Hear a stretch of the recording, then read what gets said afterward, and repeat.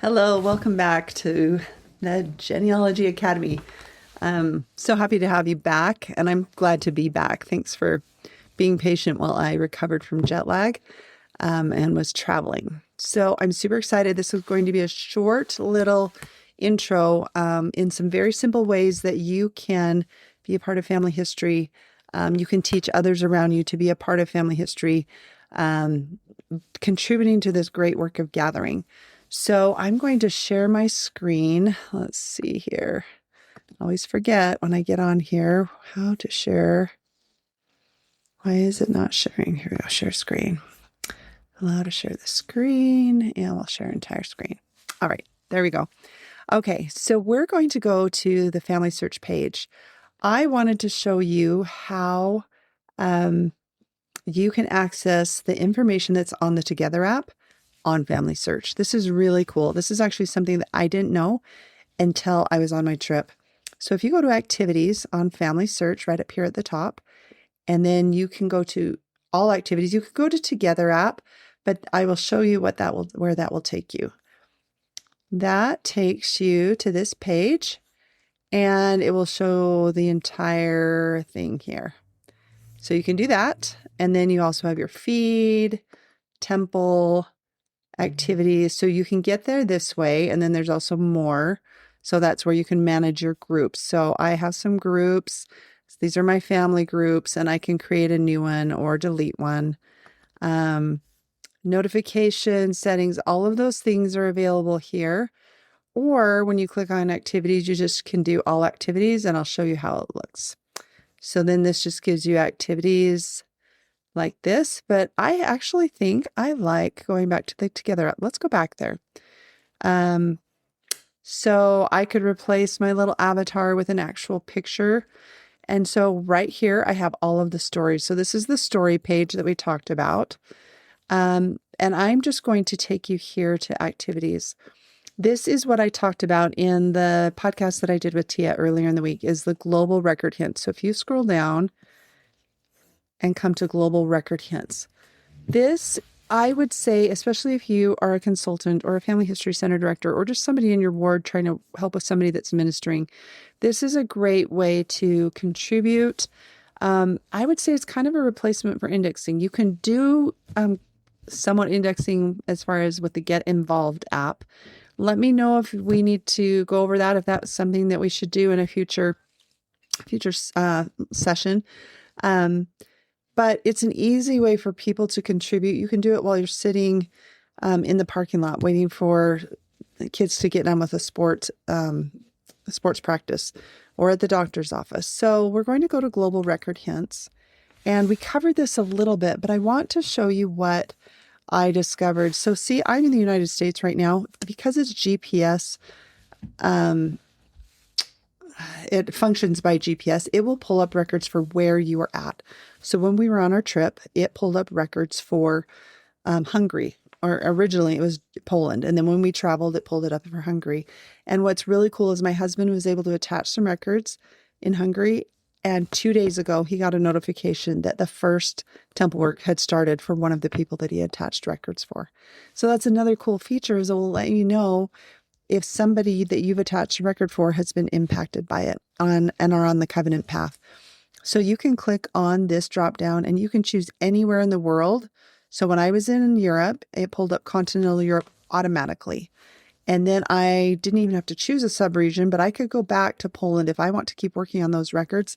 And it's a really good way for you to learn how to read these records, because you can see what AI transcribed. You can compare it with the record, and it's a way to self-teach yourself. And then when I scroll down, here are some of the records. I could choose the first one, or I can click on this arrow and I can move over and I can choose another one. So let's say I'm going to go with somebody that actually has a date, just because that may be a little bit easier. And I'm going to click Review Record. And this is a great thing to do too when you feel like you might be stuck on your tree, not sure where to go, or you just need to let your brain rest. So I would compare both sides. If it looks like it's the same, and look, this is bringing in a new child. And that's what I've noticed, is that these record hints are not only bringing in a record, but for the most of the time, they're bringing in a new person. So you're helping to build the tree for someone. And what's really neat is this one was in Krakow area where we were at. So what I always recommend is you go look at view the image first. And so you need to pay attention to who the names were. Come in here. You can use the plus or minus to make it smaller, or you can just use your mouse and bring it in. And you may say, I have no idea what this says. This is all in Latin. And you can take a screenshot of this and put this into Gemini or Claude, and it will tell you everything that that says in the top. And it can do a decent job. Gemini, I think, is doing the best right now. Gemini and Claude, kind of neck and neck. And it can help you. But you can see here, Josephus, he's the child of Johannes. And this looks like a CZAJA. And Katharina, and nate, which is a Latin word for born. And then it looks like an REGOZ potentially. So you can compare that with what's here if it has it on here. And we're looking for Anna. So we would just look down. So you can tell I've just given you a little lesson in a little baby Latin. This is the child of. So Philia is the girl. Filio is a boy. So there's Mariana, Valeria. So we're looking for Anna, and she might be on the next page. So it looks like she's on the next page.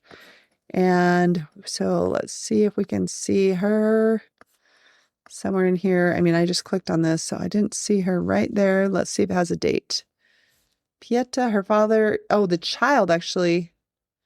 Let's see. The child is Jacobus. So we're looking for Jacobus. So let's go back. Jacobus. So we're going through that, and I don't know that I want to take the time just because this is going to be a little bit shorter one. Here we are. Actually, we found it. So Jacobus, Philia, so he's the child of Josephi, Mazur, and Anna Pieta, born Pieta. And there we go. And then if we look at this, and this is probably the house number that they're at. Let's look and see number 252. Yep, this is the place where they're living. And this is saying on the 31st of August and then christened on the 2nd or baptized on the 2nd. And then we can go over and just see if there's any other notes. Actually, this is a death record. So this looks like the address of where they died. Obitos is death. And then we have some more little notes about it's a likely death. Sometimes they'll put if it was a natural death in this column. I don't really know these ones here. But that, if you can compare that and you say this matches, then you can go back and then I can say this is a missing child. Another thing you can do is you can go click on these children and go into them and see if on their records, if they were living at that same house number, then you know for sure that is them. All right. We're going to go back. So that's the source linker. So I can come back to that. So that is something that you can work on. The next thing I want to show you is under this. Actually, let me see if I can do it with I'm going to do it with my phone. So we talked a little bit about, we'll see if I can get this to share. I might have to unshare here. Let me see. And let's see if we can share my screen. Hopefully we can. If I go onto here and I'm going to screen mirror here, there we go.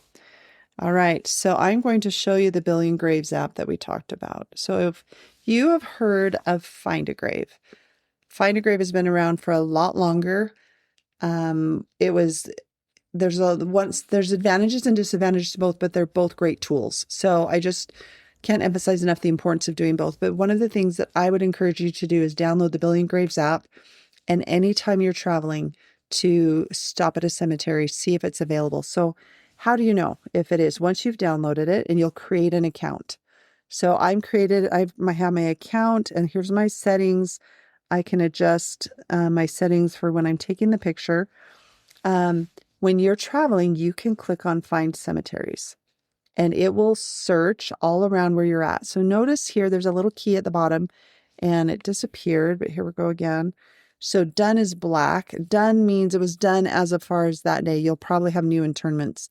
after that. If you see that very small or unknown, or nothing has been done and it's blue generally, but I can go up to the top search location and I can do, let's just do Krakow, Poland, since I was just there. Poland, and watch what happens. So here I go to Krakow. So now I can see all of the cemeteries in that area. So if I tap on one, I just tapped on this one down here at the bottom, it actually says there's one headstone image, which may even just be the picture of the church. One thing I've learned is sometimes the churches in Poland and in those Central European areas don't have a cemetery right around the church, as you might traditionally find in other places in Europe. Often they are separate from the church. And part of that has to do with they may have run out of room at some point, and so they started another cemetery outside of the city limits or somewhere else in the city. So once you come to this, you can click on a cemetery map and it gives you an idea of, look at that. That entire cemetery, look how big that is. And they have not been photographed. Is that not so cool? So it helps you to know where you can go and what you can look for. You can also get directions. And you can go from your location. I don't think this is going to work because it's going to go way across the world. So that didn't really work for me here. But if I was doing one in Salt Lake, it would give me exact directions. And then if I did search in the cemetery, I could type in the name. And if they've been photographed, it'll take me exactly to that exact spot where the headstone was or currently is. So I highly recommend that you download this app. The other thing is, once you've downloaded, you can see there's photos. This is so easy. You just open it up and you say, take pictures. And I would take the picture and then it will go into this little storage area, photos. And then it looks like I still have 246 pictures to upload. So I would just click upload and I would like to transcribe them. So I'm going to say, yes, I'm working on that in my spare time. And it will start to upload. So you can see now it's down to 245, 244. So then once I'm all done, then I can delete everything that's on here. Sometimes I keep some of my favorite ones, like Betalunda is where some of my Lendels came from. And so I keep that just because sentimental reasons, but you don't have to keep any of that. So I've downloaded, I'm going to cancel because I want to show you another thing here. So you can, you can also do find headstones. So you can put a place and type in a name and see if in that town there is a headstone there. So that's if there's been pictures taken of it. Let me see if there's anything else I want to show you on this dashboard. So you can get your stats and it'll show you how many headstones you've uploaded, how many cemeteries you've visited, headstones transcribed. So you can see I'm more of a photographer than a transcriber, but I really feel it's important that I transcribe these headstones that we just did. I want to show you one other way that you can do family history. So the building graves, we are actually going to do, we're going to do another episode, specifically on the Billion Graves website. So you understand once these pictures have been uploaded, how can I help? If you are somebody who loved to index and are so sad that indexing is gone, this is another way that you can contribute, is by indexing these headstones. And once they've been indexed, they actually become a record hint on FamilySearch. So if any of you want to do the Chomernisa, so I'll show you, let me find my cemetery. Actually, it's under my pictures right here. So you see it says, let's see, 1, 2, 3, 4, 5, 6, 7 down on mine. If you want to write that down, Chomernisa, and then it's Noe, or Noe, it's in Poland. And there's 2 cemeteries there. I took 449 and 269. There's another one, Messina, that's also in that area. If you feel like you would like to help me get those transcribed, because I have limited time, that will then help build this tree for these people that I was able to find in Poland.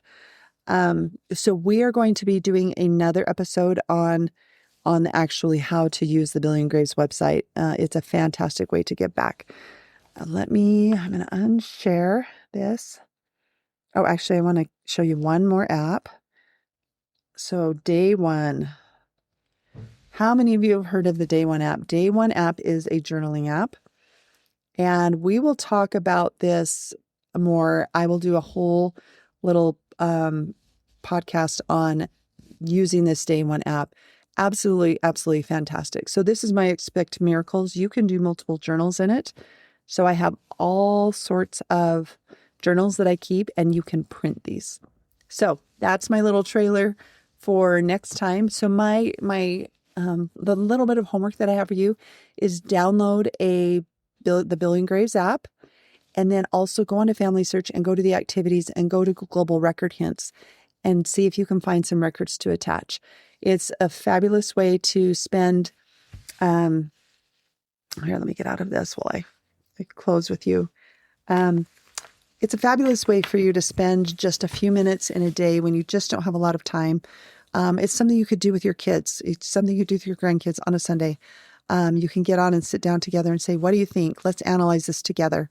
I sat down today. I had the privilege of having my daughter here with me downtown Salt Lake, and we are at the FamilySearch library, and we were able to do a little bit of family history together. And she started when she was 10, and it was just having her come sit next to me while we were indexing, and she was adding some information today, and there was an alternate name, and I said, oh, you might want to add that alternate name. And she says, already done, Mom. You taught me well. So don't underestimate somebody's age, whether they're young or the old. They have the ability to be a part of this. So happy searching, happy, just happiness with all of this. And we'll talk to you soon.